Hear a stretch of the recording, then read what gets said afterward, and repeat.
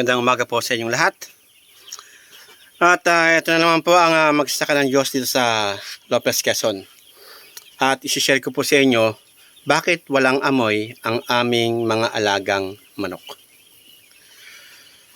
Una, nagpapasalamat tayo sa Panginoon dahil natuklasan natin ang technology na ginagamit ng mga nagmamanukan ngayon. Dun sa mga hindi pa alam, gamitin nyo na rin po ang technology. Ito po ang sikreto. Una, pakita ko po sa inyo Yan. Ipa. Yung ipa, pag ipot nila, babalot ng kagad ng ipa. So, hindi nalalangawin yan. Hindi mangangamoy yan. Yan. Kaya kahit sino po yung pumunta rito, pansinin nyo walang mga langaw. Kahit may mga ipot. Walang langaw. Kaya pong isang niyan, kaya ko yung hiniwalay kasi napilay.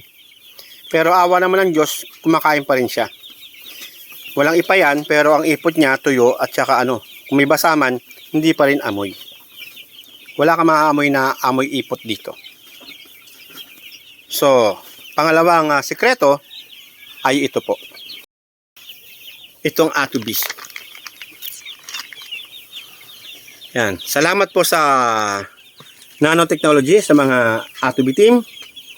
Ito po talagang technology na binahagi nila sa ating mga kababayan ay talagang kapaki-pakinabang. Saludo po ako sa inyo at ipagpatuloy niyo po ang mga magagandang bagay na ginagawa ninyo. At salamat sa inyong technology dahil naibahagi niyo po yan sa amin sa pamamagitan ng mga media at sa kalooban po ng Panginoon, makaka-harvest po tayo ng maganda dahil sa technology na yan.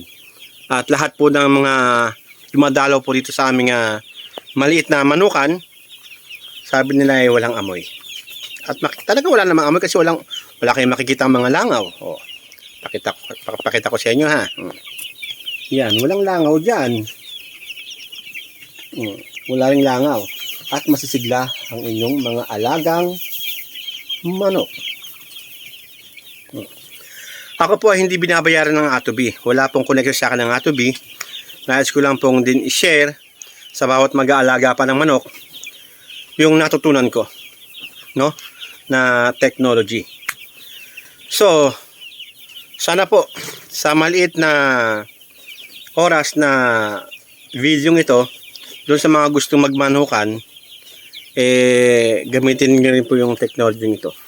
Actually, pangalawang beses ko po itong pag-aalaga ng manok. Una, doon po sa Tagkawayang, Quezon. At nung nag-aalaga kami, maamoy talaga. Araw-araw ka maglilinis. Ito, hindi Hindi ka araw-araw maglilinis ito. Ginagawa namin dito, since dalawa pa lang sila, yung third batch namin, darating sa Wednesday. Pag alam mo na puno na ng ipot yan,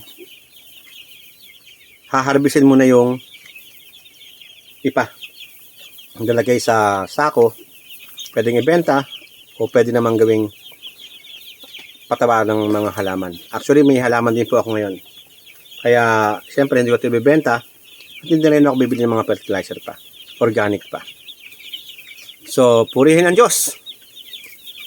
Muli po, shout out pala sa mga nanonood sa akin, kila Kuya Anjur, kila Ate Carla, Ate Chris, kila Ma'am Rose, kila Ate Kim, kila Ma'am Sale, Ma'am Marisa, kayo na pa.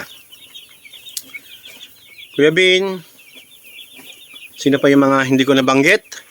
Pasyasahan nyo na po itong lingkod nyo dahil medyo tumatanda na.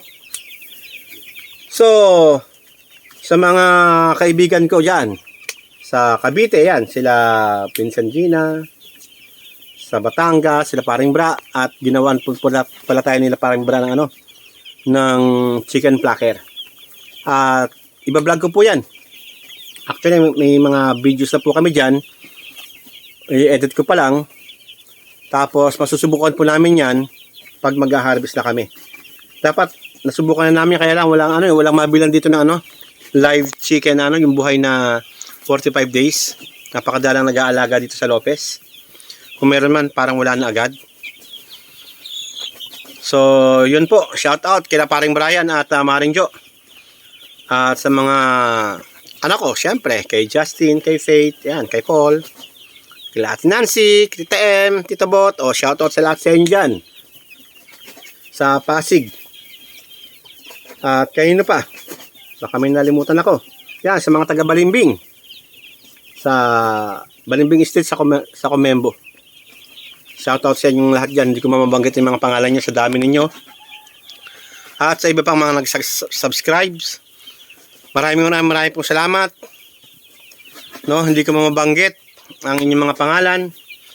At makakaasa po kayo, mag-update po ako sa mga bagong malalaman kong karanasan sa pag-aalaga ng manok, sa pagtatanim ng halaman, at sa iba pa. Magtulong-tulong lang po tayo para yung kaalaman nyo, matutunan ko yung kaalaman ko, matutunan ninyo. Sa ganung paraan, magkakatulungan tayo. Iba-iba naman po kasi experience Kaya purihin po ang Diyos. At nawa sa lahat ng mga nagmamanukan, naghahalaman, pagpalain po tayong lahat ng Panginoon. Ay, naalala ko si Kuya Arnel pala. Kuya Arnel, shout out sa iyo dyan. God bless po sa inyong lahat. Pagpalain po tayo lahat ng Panginoon.